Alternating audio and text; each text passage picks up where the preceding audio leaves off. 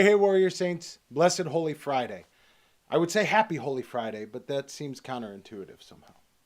So, Holy Friday, in a nutshell, is the only day of the year that it is forbidden to do any kind of liturgy.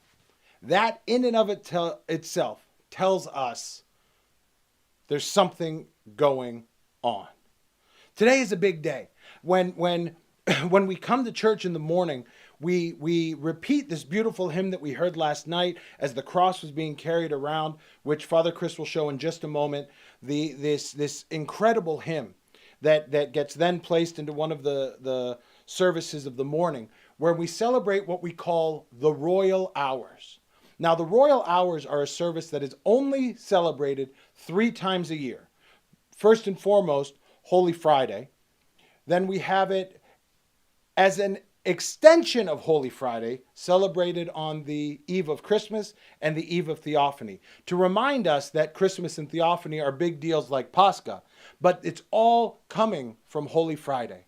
We then come together in the afternoon for a beautiful service called the Unnailing Vespers, the Vespers of taking Christ's body down from the tree. And we hear this incredibly beautiful hymn. And in the Apostica, we hear this very specific, what is called a model hymn that talks about Joseph taking down the body from the tree, that then gets used throughout the entire year to remind us of Holy Friday, that the hymns that are being sung in that same melody draw us back into Holy Friday. Most notably, the hymns of the last kiss that we sing as a body is being taken out of the church. They're written in that same melody to remind us of Christ's giving up of his life for us.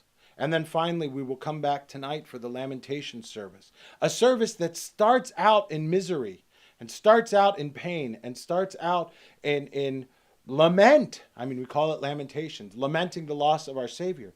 And then as the service goes on, we start to see a little bit of a shift. We start to see a change. Things start to get a little brighter. Not that we turn lights on, but everything starts to get a little bit different, because we're anticipating what's going to happen the next morning when we come together and we see Christ's ultimate victory over death. And we hear this beautiful hymn, "Arise, O God," as bay leaves are being thrown throughout the church. Finally, we have the conquering hero that we wanted on Palm Sunday that is actually entering like Commodus does during his entrance into Rome in Gladiator, throwing bay leaves throughout in exclamation, in joy, in happiness, because we're grateful.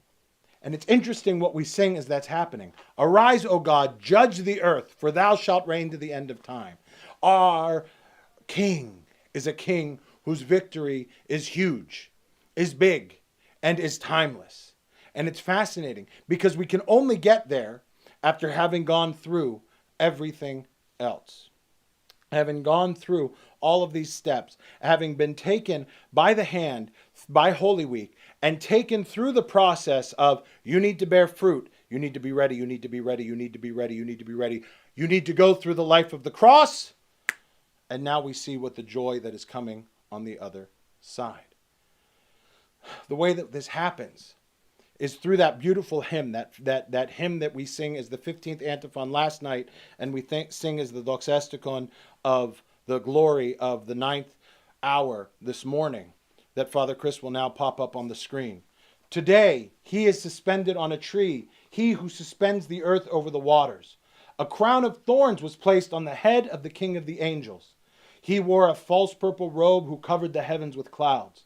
He was smitten who in the Jordan delivered Adam.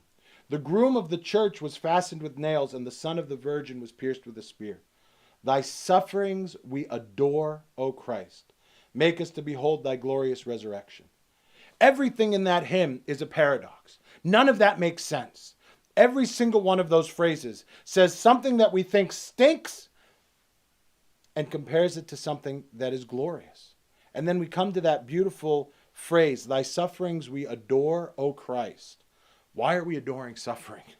Why are we doing that? Why is that something that we think we want to do, that we want to see? There's this beautiful quote by one of my professors from seminary who, in an article titled, "Where is God in the Liturgy?" says that it is within the liturgy that the sign, the symbol, the gesture, the word, and the veil of the cross gives way to the revelation of God's love. If you want to know what God's love is, it has to go through the cross. It has to go through the cross. And all of our liturgical worship, all of our services, most notably those of Holy Week, especially those of Holy Friday.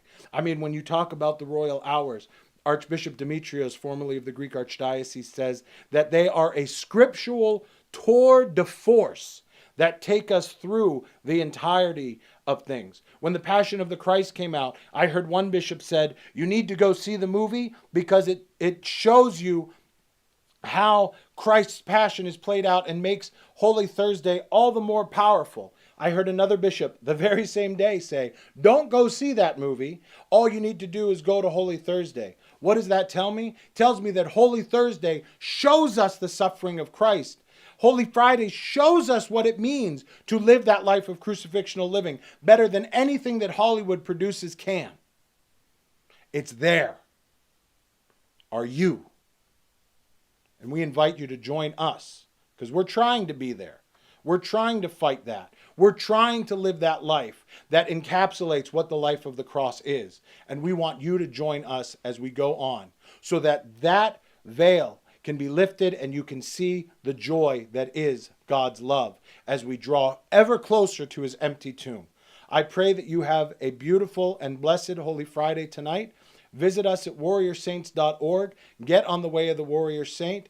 We will not see you next week. We're going to take a little bit of time during Bright Week, but we will be back the week after. And until we see you then, keep walking on the way of the warrior saint.